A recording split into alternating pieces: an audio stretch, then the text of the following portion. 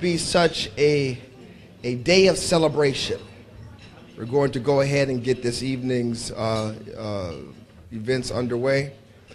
On the way in, a few people stopped and questioned my Irish credentials.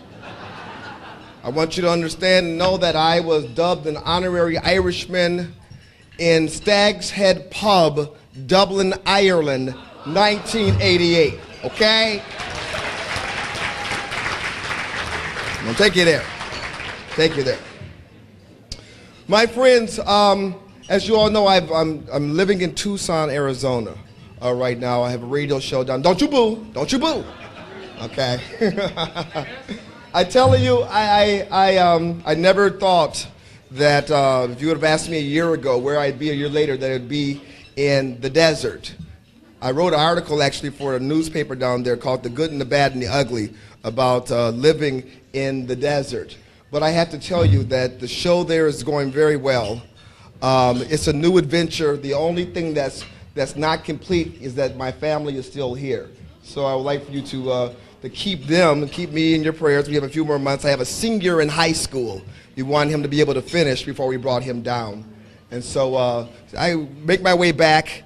And when Candy asked me to MC this event, of course, well, I just can't say no to Candy. So it's my pleasure to be with you here this evening. A few months ago, I was in the mountains of Sabino Canyon, which is like 7 minutes from where I live. I used to go walking, then I discovered hiking, and then I discovered mountain running, my friends.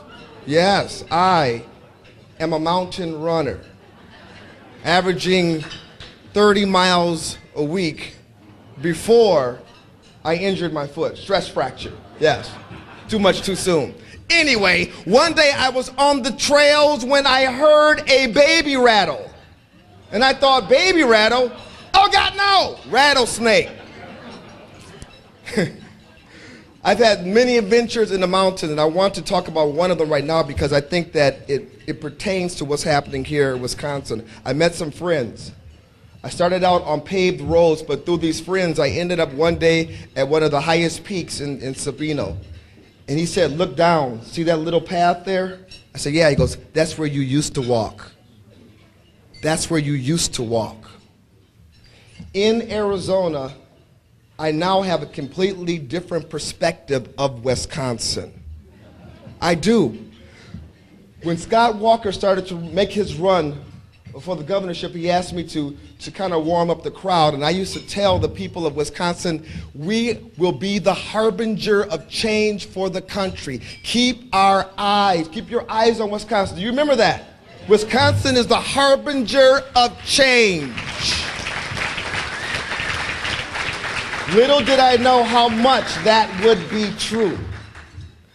If you want to know, this is not good news, but if you want to know what the climate of the country is going to be like after the November elections, look at Wisconsin, because this is how Democrats act when they lose.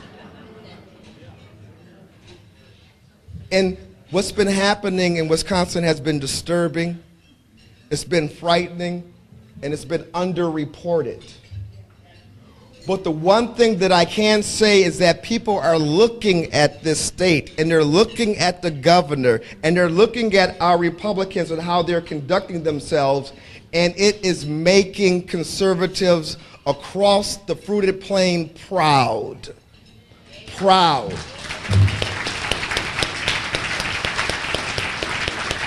On my radio show, I have my listeners calling in and say, how's Governor Walker doing? We're praying for him. Tell him we're praying for him. And my friends, the leaders of Wisconsin, the politicians of Wisconsin have been very kind to me. My very first caller on my very first show in Tucson was Governor Walker. Yes. Yes. Honey badger. And he told Tucson how lucky they were in Wisconsin's loss. And I just started misting up and crying right on the air. No, that's not true. And then a few days later, Captain America himself Paul Ryan called into the show. And he wanted the good listeners in Tucson to know that even though I'm there, I'm still a Wisconsin boy through, and it's true. I'm a Wisconsin boy. And it's an absolute thrill to be able to come back to the city, to sit behind the microphone when I'm sitting in for Charlie Sykes and jump right into the politics. Just today, Senator Leah Buchmeier called in and made my day as she brought us up to speed with what was happening, with breaking news and what was happening in the Senate. I'm still on a learning curve in Tucson. They're giving me a lot of leeway so I can talk about my encounters with snakes and javelinas, and that's the wild pigs, and cougars and coyotes, and ain't nothing nice about nature. All of that as I get used to the political scene. But my friends, my conservative politician friends come call me all the time and ask about what's happening here. All that to say this: you're being watched. You're being watched because this is how things are going to go once we get a Republican in the White House, once we take back the Senate. Anyone who believes that the Democrats will capitulate, will go along with the new program, they've not been paying attention to what's happening here in Wisconsin. And so we must continue. I want to implore you to continue to work hard. We've been winning. I know it doesn't feel like that. You could cut the tension here. It's recall after recall. We can't even go to Sam's Club. People just going off. I'm just trying not to be seen, right? Because if I have to, we'll just get all up into it. But my point is that the tension here is thick.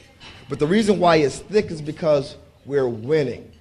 This was a fantastic week to be on the air.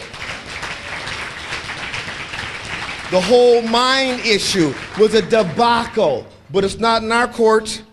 Oh no, we're not known as the party who doesn't want jobs anymore. That's the Democrats. They're doing it here with the mine, Keystone XL. They're being branded as the party that does not want shovel-ready jobs. Imagine that!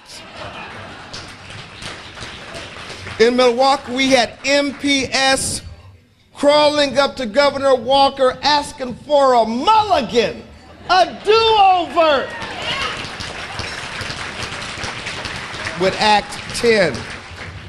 And with grace, they accepted it. And I was saying that was me, I'd have been like, oh, hell no, no. But my friends, I'm removed from the situation. I'm not in the fray. And what I'm telling you here, we have incredible leadership that fears God, that loves the Constitution, and that loves the people of Wisconsin. And that, my friends, is rare. It's rare.